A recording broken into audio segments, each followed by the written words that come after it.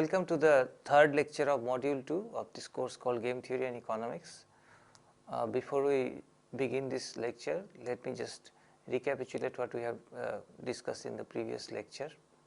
In the previous lecture, we have finished with the giving of examples of different basic sorts of games. We have discussed two additional games. One was matching pennies and the other was stag hunt. And after that, we have started with the first solution concept, and which is a very important solution concept of game theory, which is called the solution concept called Nash equilibrium.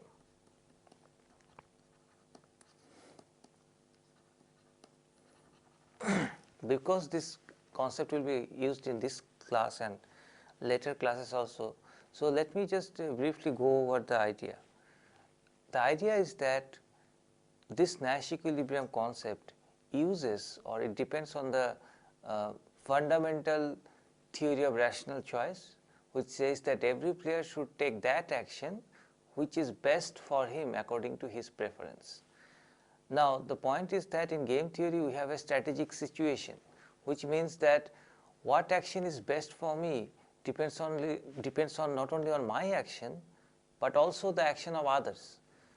Now, so if that is the case, then to say which is best for me, I have to have some belief regarding what the other players are doing, what action they are going to undertake.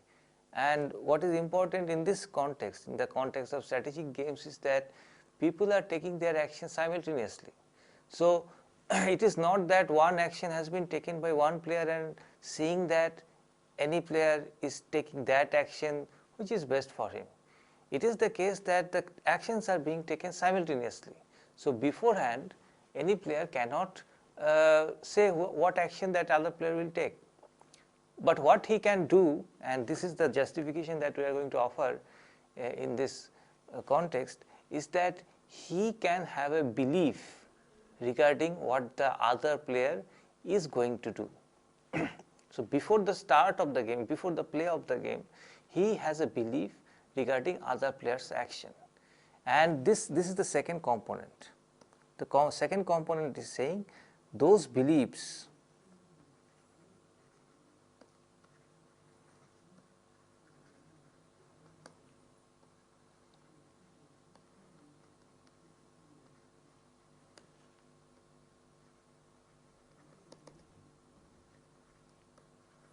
are correct. Because if my belief regarding other players' action is not correct, so which means that my calculation is wrong and I am taking an action which may not be best for me, then in future I will change my action. I will not continue with that action which I took on a false belief. So if I have to give a notion of equilibrium, if I have to have a notion of equilibrium, then this sort of situation cannot recur. A situation where the beliefs of the players regarding other players' actions are proven false again and again. So this is the second component of Nash equilibrium. The first component is the theory of rational choice. The second component is that players' beliefs regarding other players' actions are correct. And to probe, if we probe this matter a little further, then it also means, as we have discussed in the previous class, is that the beliefs or expectations, here expectations means expectation regarding other players' actions, are coordinated, which means that if there are two players in the game, suppose 1 and 2, one believes that player 2 will take the action B, and that's why he takes the action A, which is best for him given his preference. So this is his expectation. One is expecting that 2 will take the action B. Now this will have to be true, or this will have to be synchronized from the point of view of 2 also. 2 must have the belief that 1 is going to take the action A. This is his expectation, and that's why his best action is B. So this is leading to this expectation leading to this, and this expectation is leading to this, and you see that they must match with each other. This A must be equal to this A, and this B must be equal to this B. So that is what we mean by the concept that the beliefs or expectations have to be coordinated. They must reinforce each other. They must support each other. If they do not support, we cannot have a state of rest, which is the state of equilibrium. Now, seen in this fashion, in this light, it is easy to see Nash equilibrium or a situation of Nash equilibrium as a situation of an established social convention.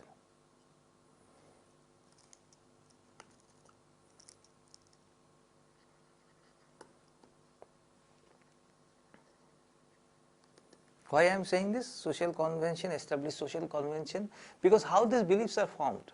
Beliefs are formed because player 1 has seen that whoever there is in player 2's place has been playing B. So if player 2 has been, or the likes of player 2 has been playing B, he has enough belief or enough support to his belief that player 2 is going to play B when it is player 1's turn to play with player 2. So that is experience. Player 1 has an experience that other player is going to play B, and that's why he expects that player 2 is going to play B. And similarly, from the point of view of player 2, player 2 sees that whoever there is in player 1's place, that person has been playing A. So player 2 finds it sufficiently credible that when it is his turn, that is player 2's turn to play the game, whoever there is in player 1's place is going to play A. And if it is A, then the best option for player 2 is to play B. So things have been being repeated, some set of actions are being repeated over and over again, and their best responses to one another. For example, A's best response to B and B's best response to A. And since they are best responses to each other, and since these actions have been played in a particular play of the game, both player 1 and player 2 just repeat that set of actions. So this is the idea. That's why we call that this is going to be repeated, and that's why it's like a social convention. So this entire thing can be written in a very concise way if we take the help of mathematics. If you remember, ui was representing the pair function of player I, and this is defined over the set of action profiles. Now, so see, A is an action profile. It's a vector of actions taken by all the players. It's a list of actions. Now, I shall call A star, which is an action profile, a particular action profile. A Nash equilibrium is a Nash equilibrium if for each player I playing A I star is best compared to all other actions of I according to his preference, his or her, let us say her preference, given any other player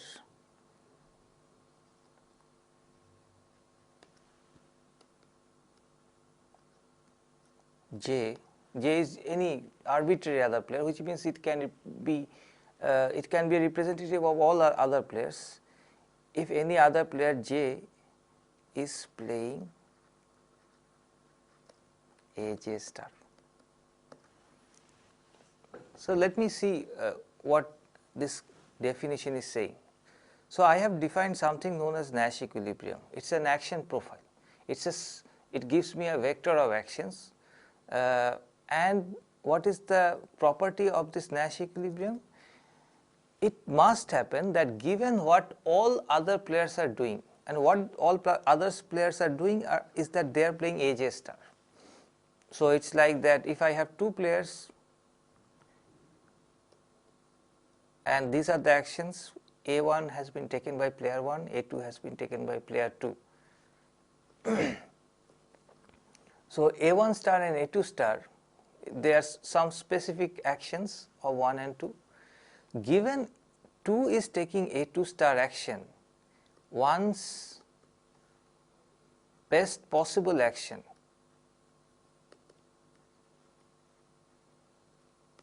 is A1 star,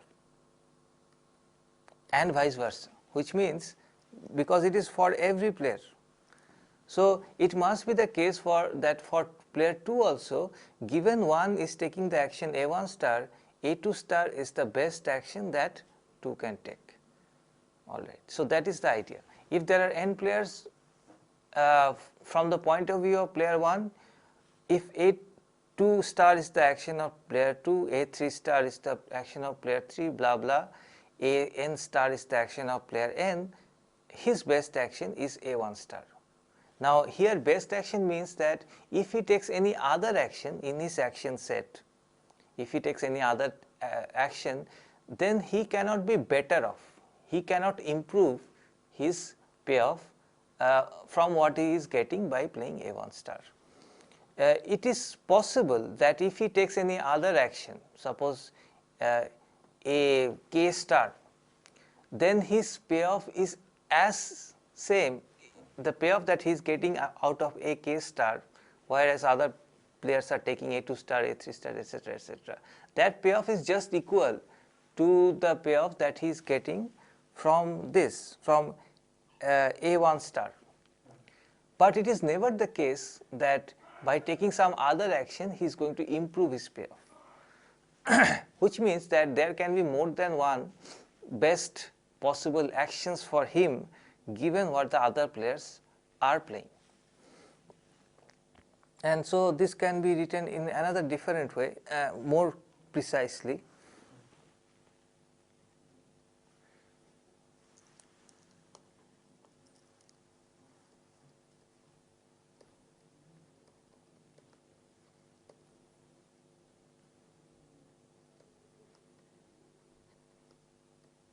If for each I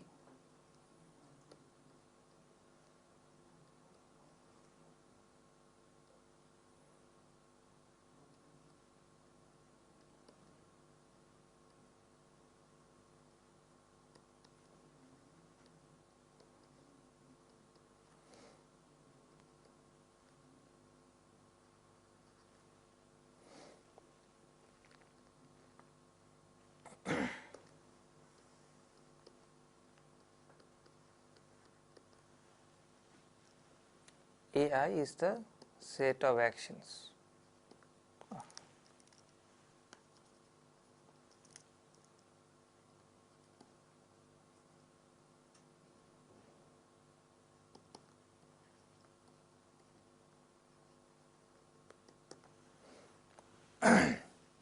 So this is another very short way to write what is a Nash equilibrium.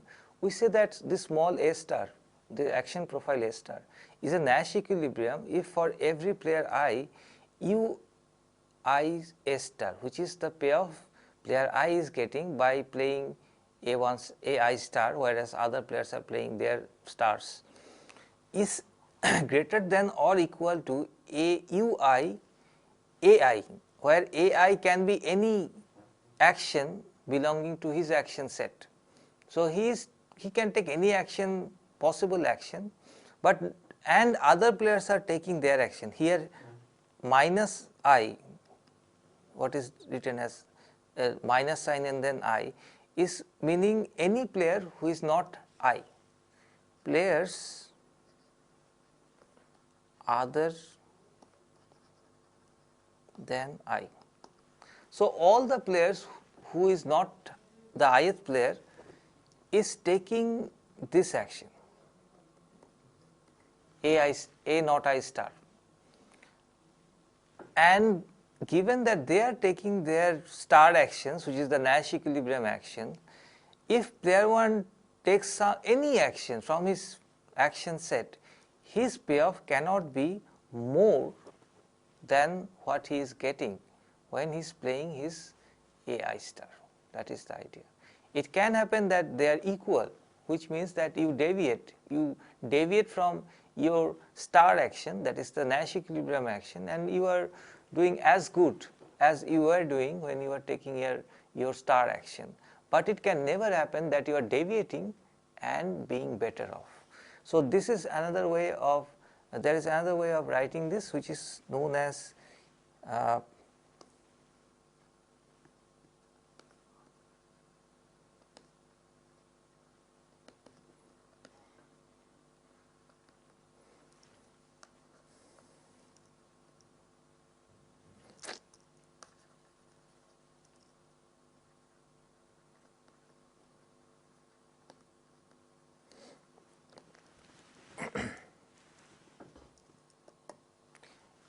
unilateral deviation is unprofitable, which means that if someone moves on and he only moves, which means that there is unilateral deviation from the star actions from A star.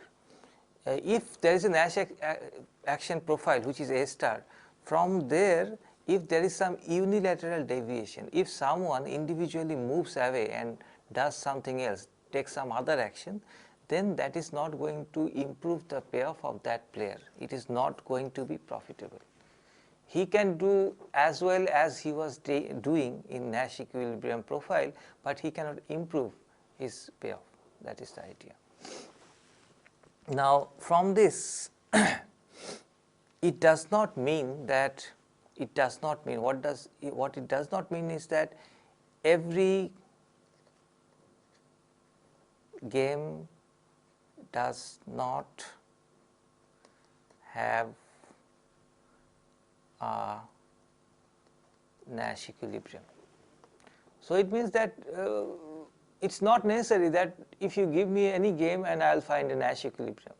There might be games which will not have any Nash equilibrium, and we shall see such games. But here I should mention one thing is that here at present we are considering games with what is known as pure strategy.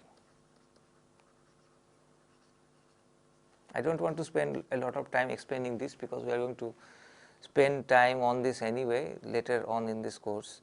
But what it means is that in pure strategy games that we are considering now, any player takes any action with probability 1.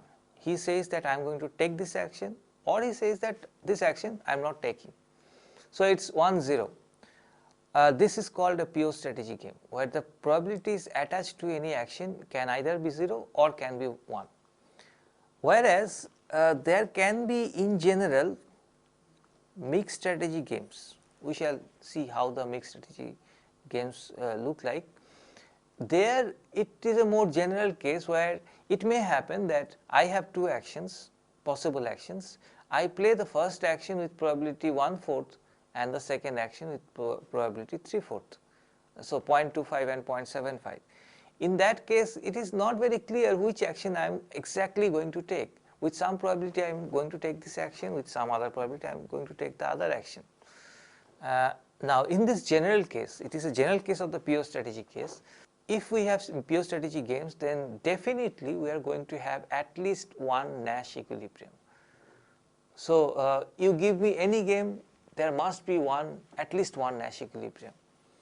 So, that it is a very powerful theorem. So, but right now we are considering only pure strategy, and in pure strategy it might happen that I might have games which do not have any Nash equilibrium. And what this theorem does not say, what this theorem also does not guarantee, this theorem of Nash equilibrium, it does not guarantee that I shall have, if I have Nash equilibrium, it will be unique. It might have, I have 2 or 3 Nash equilibria. So, multiple Nash equilibria are possible, and we shall see such games, that we are having a game where there are Nash equilibria and they are more than 1 in number. So, this is more or less the theory part, the definition part of Nash equilibrium. Question is, how do we apply this Nash equilibrium? If I am given a game, then can I find out what exactly are the Nash equilibria? Which is another way, which can be said in another way, is that if I am given a game, can I say that this outcome or this combination of actions, player 1 is doing this, player 2 is doing this, etc., etc., this set of actions is going to be repeated over and over again. This is going to be what is known as a steady state set of actions. So, can we predict that? And the answer is yes. Given the games that we have discussed so far, we have basically discussed 4 categories of games. Okay. Now, let us take the first one that we have discussed, the prisoner's dilemma, and see if there is a Nash equilibrium there, or if there are more than 1 Nash equilibria.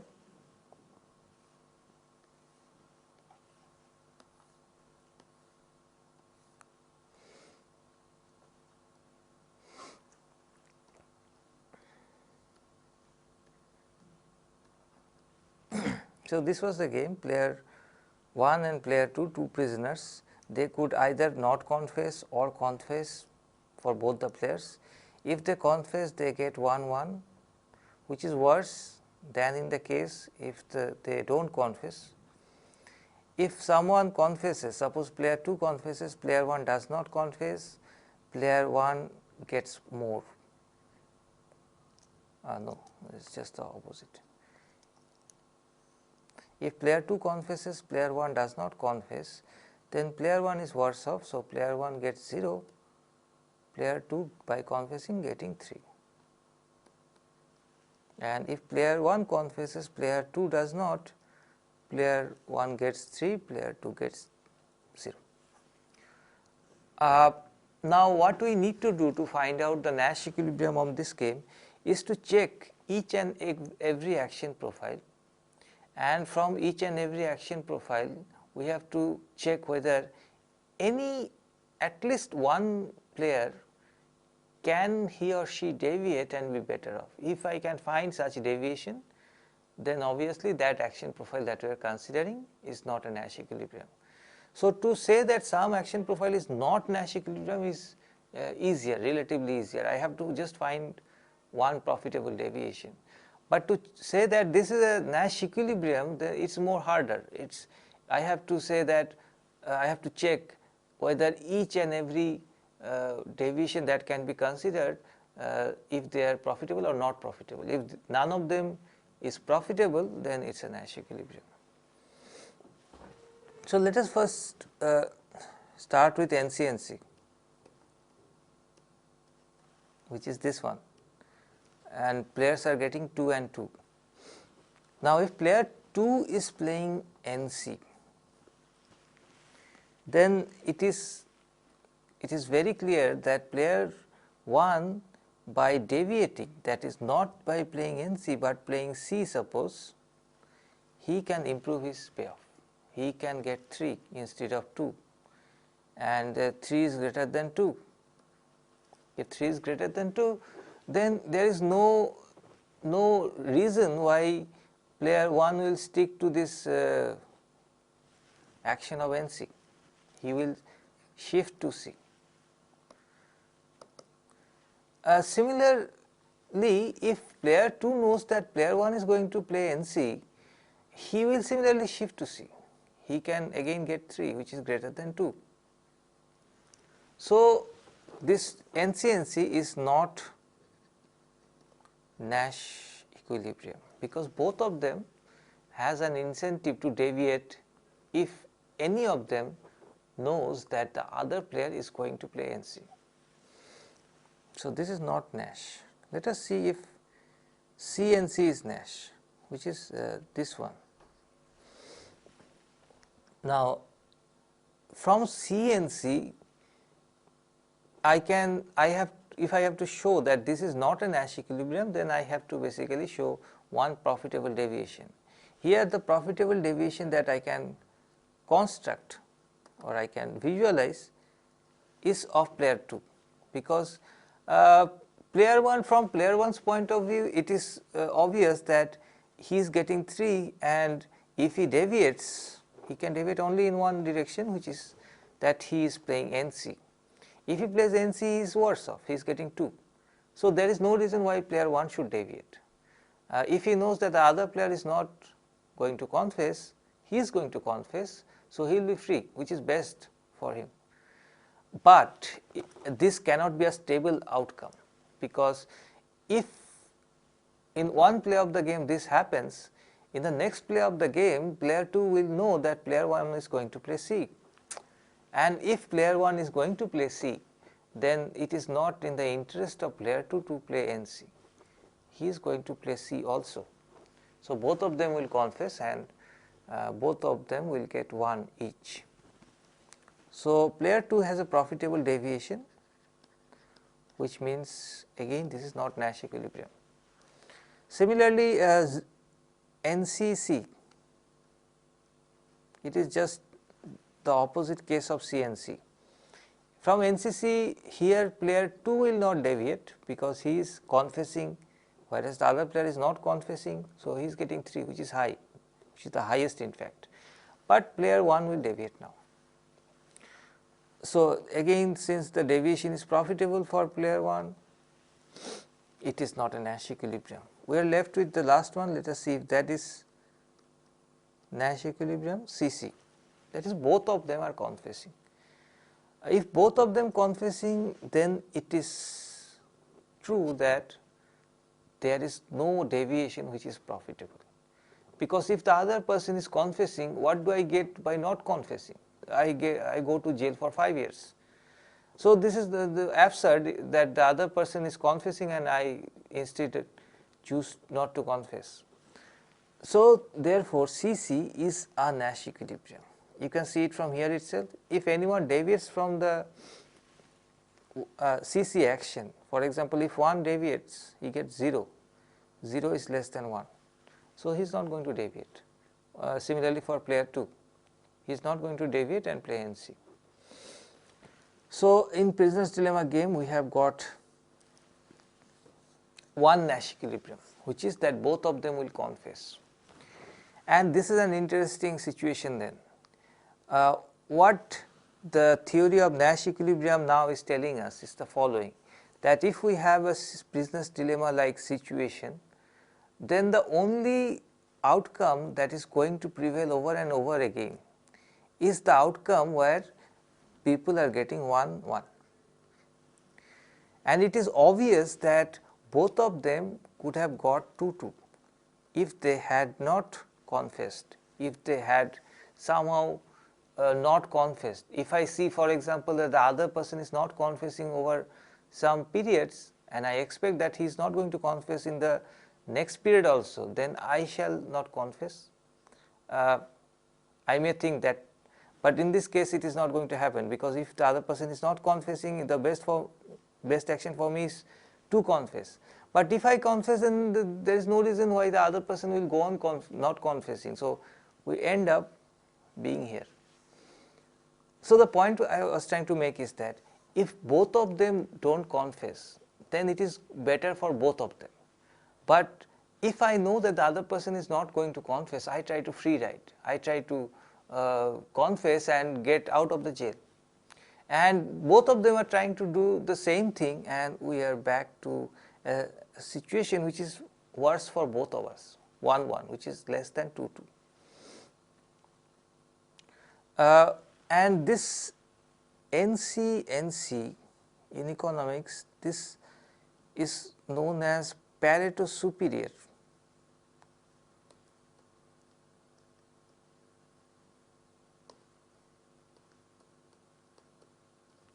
To CC. What is meant by Pareto superior? Pareto superior, when we try to apply this idea, it basically invokes, it basically tries to say that we have two states, maybe two states in society.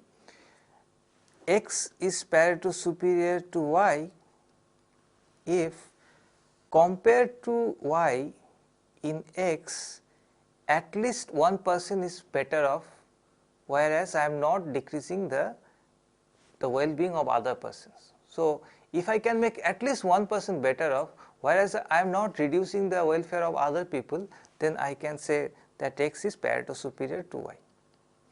You can see here both the people are better off. So, it is definitely a Pareto superior state. I can make both of them better off, 1 and 2, in NC compared to CC, because in CC they are going to jail for 3 years, in NC they are going to jail for 1 year. But even then, the Pareto superior state, which could have made each of them better off, is not a Nash equilibrium. So, it might happen that people, both of them will like to have a state like this, but their individual rationality, that is, I want to free ride, that basically leads to a situation which is a Nash equilibrium situation, CC, but which is not a very desirable situation, because both of them are worse off. So, that is the idea. We have, while discussing the business dilemma, given other sorts of situation which are like the business dilemma situation. We talked about joint project, for example, while the two students are trying to finish a project and they have the options of working hard or just shirking their jobs, I mean they are not working very hard. In that case, like the business dilemma case, the only Nash equilibrium that will prevail will that both of them will shirk, which means that the project quality will be poor, and which is like what we have discussed so far. The Nash equilibrium in the business dilemma case, that they could have done better, both of them could have worked better and both of them could have been better off, but that is not going to be the Nash equilibrium. The stable steady state outcome is that both of them will shirk. We have talked about this duopoly game. Two firms were there and they were planning whether to charge a high price or a low price. So, here both of them will charge the low price, and if both of them charge low price, the profits of both of them will be low.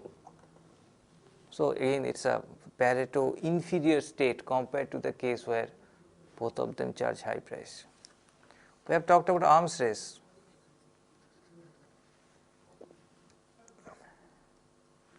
And this was again like the business dilemma case, and the Nash equilibrium that will prevail in arms race will be that both of them will build nuclear facility. None of them will refrain. So, if both of them had refrained, that would have increased the utility of both of the countries. It would have been a peaceful world, but nevertheless, this is going to be the Nash equilibrium. And finally, we talked about this problem of common property, the problem of overgrazing. There also the Nash equilibrium will be that situation where all the villagers will let their sheep graze the village pasture by a large amount, so that after a point of time it will get exhausted, the field will not be able to generate enough grass and maybe the sheep will starve. So, this is how it occurs. in each of this prisoner's dilemma like situation, what we are ending up with is a Nash equilibrium, which is not a very good state of affairs, because both of the players or all of the players, in case of common property there were more than 2 players, all the players are in a situation from which they could have done better. Each of them could have done better, but that better state is not a Nash equilibrium, and because people try to free write. Now let us come to the second set of games that we have discussed, which is known as the battle of sexes.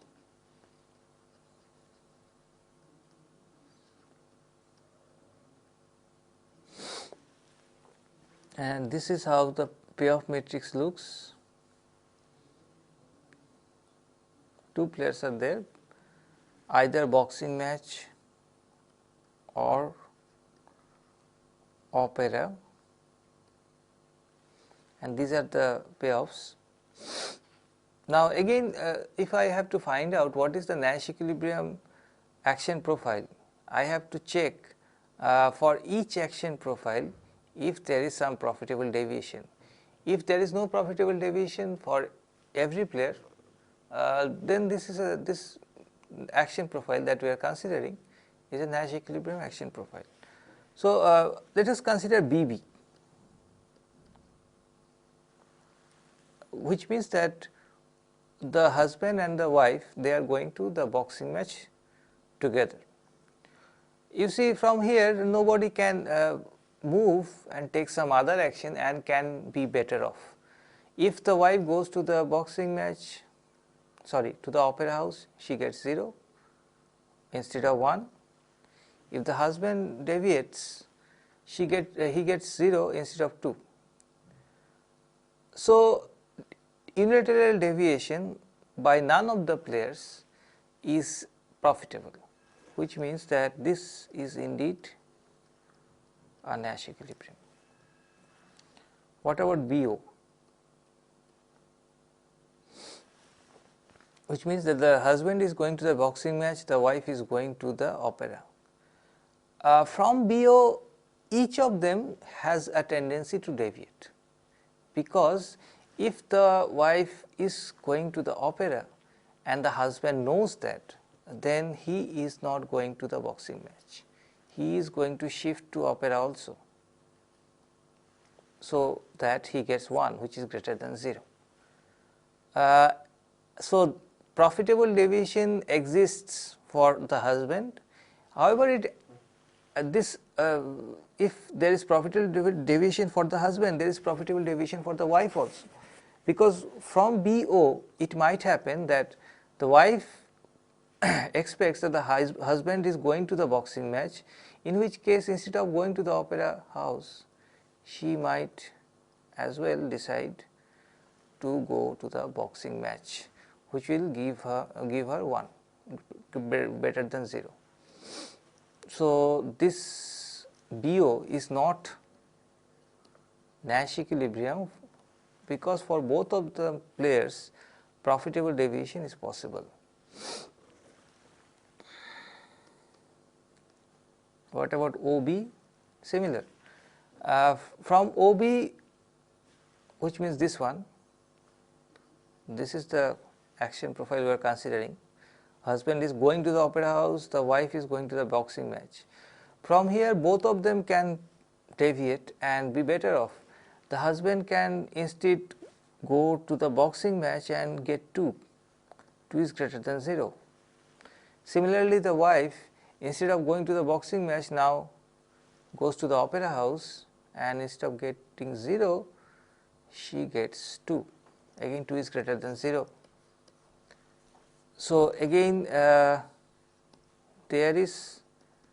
are profitable deviations for both the players, and that is why OB is not a Nash equilibrium. Finally, what about OO? That is this one. From OO also, if I consider deviation by each player, for each player there can be only 1 deviation. If the husband instead goes to the boxing match, then there is basically mismatch. he is going to the boxing match, the wife is going to the opera house, and the husband is getting 0, which is less than 1. So there is no profitable deviation. But I need to check from the wife's point of view also. The wife will not definitely not deviate, because she is going to her preferred destination, which is the opera. If she goes to the boxing match instead and she is alone there, obviously she is going to get 0. So for none of the players from the action profile OO, that is opera house, there exists any profitable deviation. So OO is a Nash equilibrium. So this here we have an example where the game can contain more than one Nash equilibrium. Here I have 2 Nash equilibria, this and this.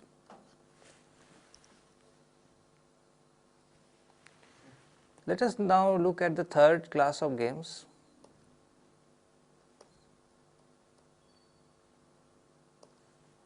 Which is matching pennies, and the game look like the following.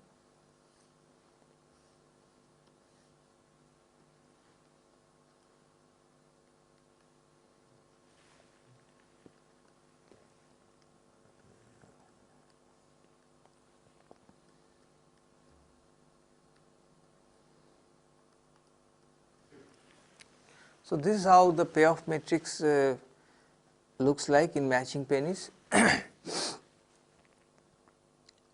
You can see by examination that in this game there is no Nash equilibrium. I can check it out by considering the action profiles one by one. If I consider HH, from HH is there a profitable deviation? HH is the case where both the players are showing heads, which means that the pennies are matching.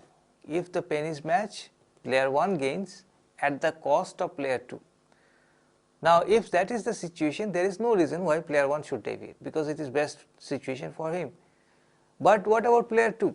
For player 2 it is not a very good situation, so he will deviate, and I can see that from here.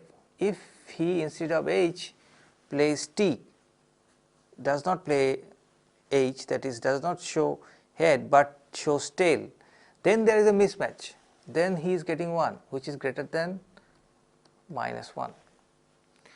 So from here profitable deviation is possible. From HH player 2 will deviate profitably. So this is not Nash equilibrium. Similarly, just take the opposite case of TT, where both of the players are showing tails. Again, from player 1's point of view, it is the best possible situation, he is getting 1. But what about 2? Again player 2 will like that pennies to mismatch. So he is going to do what? He, knowing that player 1 is playing T, if that has been the convention from player 1's point of view, player 2 will now play H, and he will get 1, which is greater than -1. So this is not Nash equilibrium.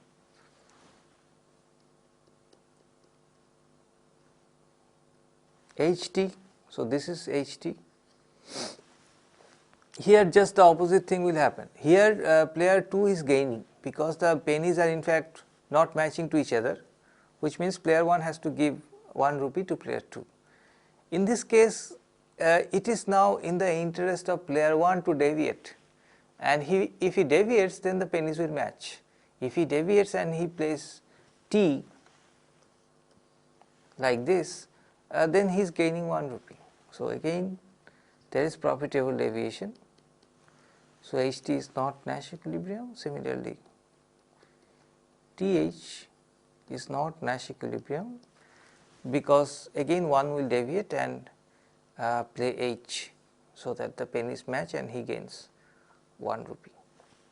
So this is, you have one example where there is no Nash equilibrium. The definition of Nash equilibrium does not guarantee that every game has a Nash equilibrium. And let us look at the last class of games that we have discussed, which is tag hunt.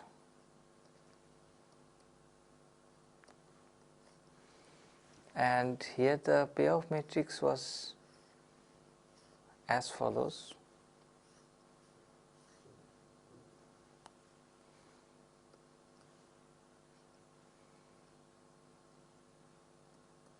There were two actions for each player. One is to concentrate on the stag, and the other action was to catch a hare, running after a hare. And we saw that the preferences are such that if both of them just concentrate on the stag hunt, then each of them will get 2, which is the best possible that they can get. However, if player 1 concentrates only on the stag, but player 2 goes for the hare, then player 1 is unable to catch any stag, so he gets 0. Whereas player 2, since now he is going after the hare, he will be able to catch a hare and he will get 1. Similarly, if I have HS, that is player 1 going after the hare and player 2 going after the stag, then player 2 is getting 0. If both of them go after the hare, each of them will get 1, that is each of them will be able to catch a hare. Again, I can apply my definition of Nash equilibrium and look for the possible set of Nash equilibria. Let us take the profile SS. From SS, nobody can deviate and be better off, because if player 2 has been playing S, that is he has been concentrating only on the hunt of stags, then it is best for player 1 to continue hunting stag also. So he is not going to deviate. This deviation is unprofitable. He is going to get 1 if he deviates. So this is going to be Nash equilibrium, because the similar logic can apply for player 2 also. If player 1 goes on hunting the stag, then player 2 is not going to deviate and go after the hare, because if both of them can get the stag, they are getting 2 and 2 is greater than 1. What about the others? Let us look at SH.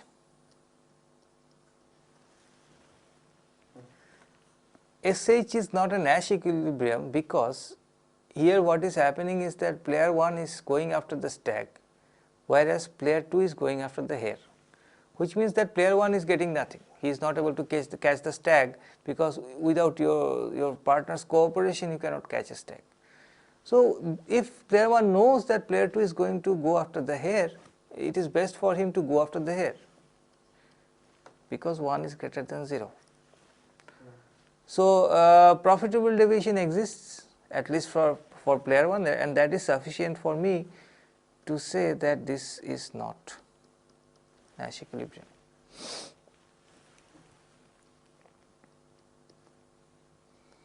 Similarly, if I consider HS, that is player 1 is going after the hare, player 2 is going after the stag, then there will be a profitable deviation from the point of view of player 2, because he is getting 0 here, HS, because he is going after the stag and he is not getting the stag. So which means that instead of going after the stag in a futile way, he will, like the player 1, go after the hare.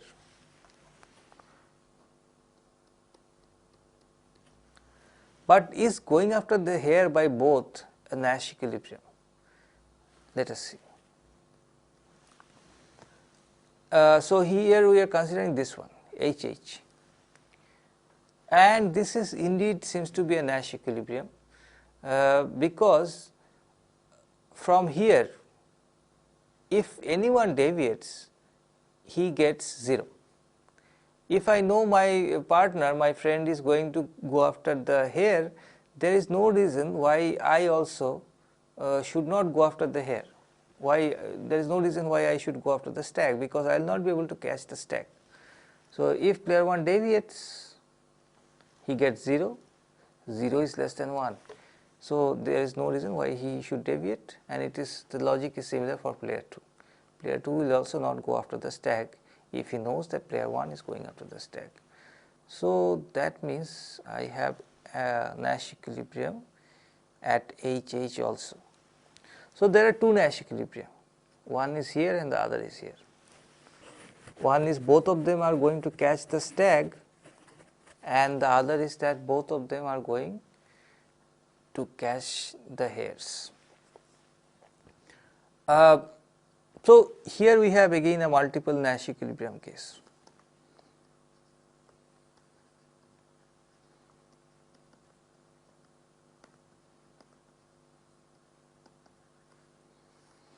And another important and interesting thing of this game of stag hunt is that I can compare between these two Nash equilibria.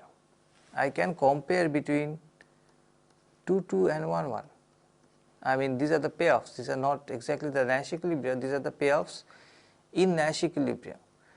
And it is obvious that if the Nash equilibrium is at SS, that is both of them going after the stag, it is beneficial for both of them compared to the case where they are going after the hare. So, I can write it like this, this is this sign means preferred to. So, 2, 2 will be preferred to 1, 1 for both the players, but that does not mean that this Nash equilibrium SS is will occur and this Nash equilibrium at HH will not occur. I cannot rule out the fact that HH can also occur, for the simple reason that if both the players have been playing HH, that is both of them have been going after the hare, then there is no reason why any player should deviate and go after the stag, because that will be suboptimal, as we have seen. In that case, he does not catch anything. So, what we have done so far is that we have discussed the definition of Nash equilibrium, and then we have looked at how this Nash equilibrium can be applied in different situations in the 4 generic games that we have discussed so far. We have seen that it is not necessary that one has a Nash equilibrium in every game. It may happen that you have a game which has no Nash equilibrium, and there can be games where the number of Nash equilibrium is more than 1. We have also seen that there can be games where the number of Nash equilibrium is more than 1. At the same time, one can say that this Nash equilibrium is better than the other Nash equilibrium, like we had in the stag hunt case. But nevertheless, I cannot rule out that this worst Nash equilibria that we can find out from that game will not prevail. There is no reason why I will not rule out the occurrence of such Nash equilibria. So, that is more or less it. In this lecture, from time to time we shall be doing some exercises. These exercises have been collected from many sources. So, one exercise, let me try to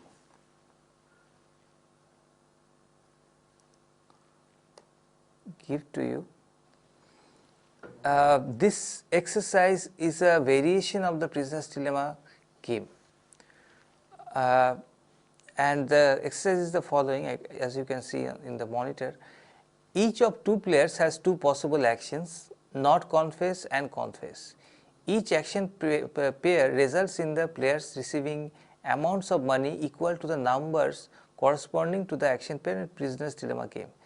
But the players are not selfish, rather the preferences of each player I uh, are represented by the payoff function m I a plus alpha multiplied by m j a, where m I a is the amount of money received by player I when the action profile is A, J is the other player, and alpha is a given non-negative number.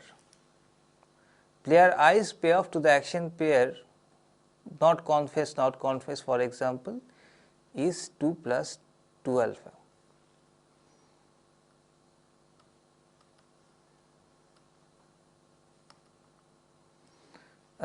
So this is the background of the question. We have to answer two questions. Formulate a strategic game that models this situation in the case of alpha is equal to 1. Is this game the prisoner's dilemma game? So the story is the following.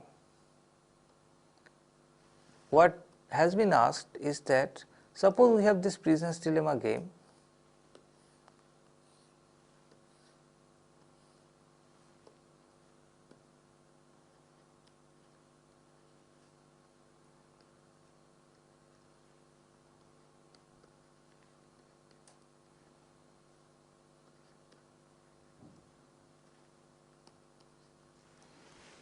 This was the prisoner's dilemma game.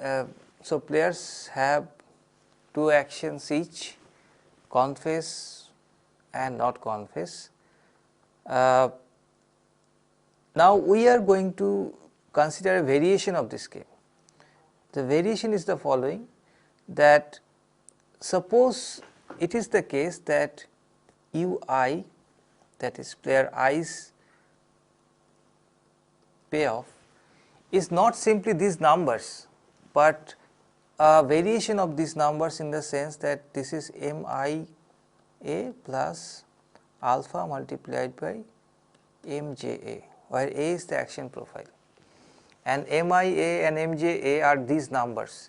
M I a is the payoff that I, that is player I, is getting from the action profile A, and likewise m j a is the payoff that player J, the other player, is getting from the action profile A. Alpha is any non-negative number, it can be 0 and positive.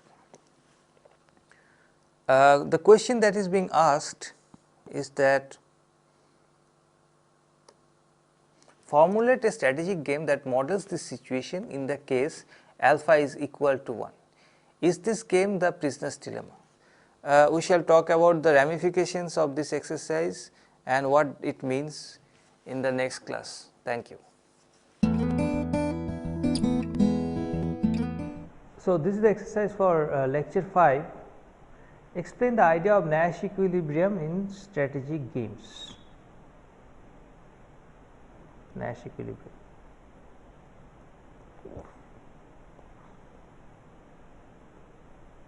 In short, Nash equilibrium is an action profile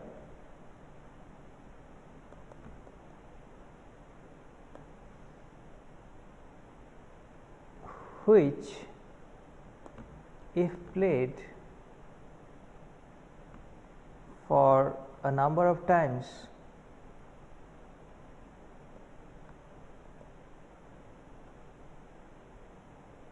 tends to get repeated.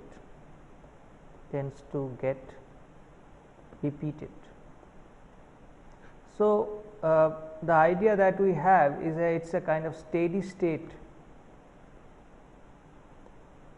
of actions. In other words, suppose A star is an action profile, it looks like the following: A1 star, A2 star, dot dot dot, A n star, where there are n players. Then given other players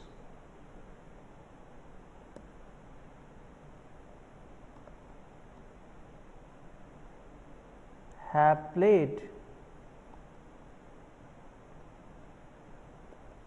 A not I star, I can do no better than playing A I star. In other words, in terms of science,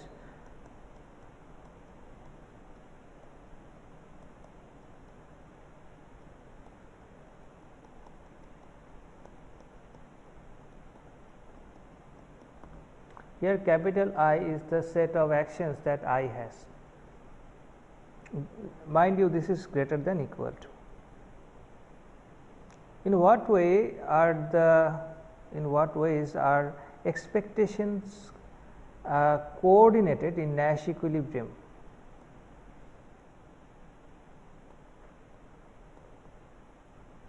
Expectations.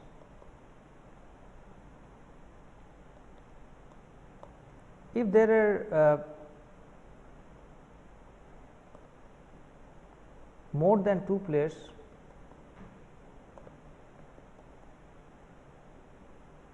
then what should happen is that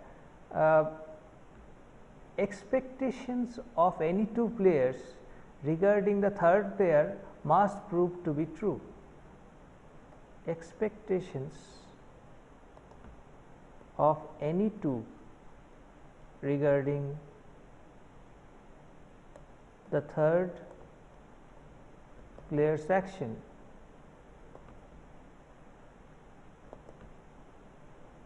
must be correct, must be proved true. Hence, these expectations must be same.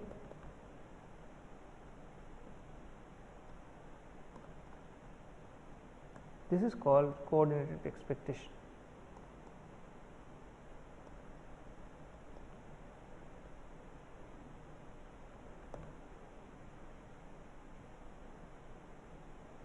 Apply concept of Nash equilibrium in prisoner's dilemma game and find out the action profile which is an equilibrium. Is it the Pareto superior outcome of the game?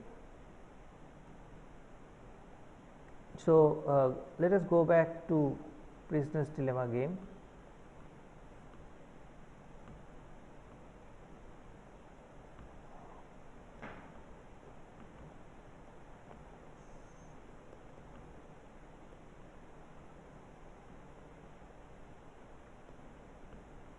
So, this was the prisoner's dilemma game. What we find here is that Nash equilibrium here is a single Nash equilibrium is there, which is CC, and the payoffs are 1 1. Why this is Nash equilibrium? Because given player 1 is playing C, player 2 cannot deviate and be better off because he will get 0. And given player 2 plays C, player 1 cannot deviate and be better off because again he will get 0. And we can verify that no other profile is a Nash equilibrium. Is this the Pareto superior outcome? No, this is not the Pareto superior outcome.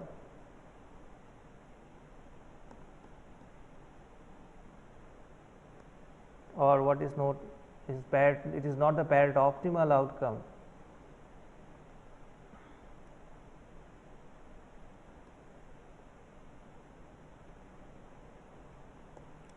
NC is in fact Pareto superior than CC because both of the players are better off in NC compared to CC, and that is the idea of Pareto superiority, that you are making someone better off without making anyone else worse off. Here in fact both of them are better off in the CC outcome. Thank you.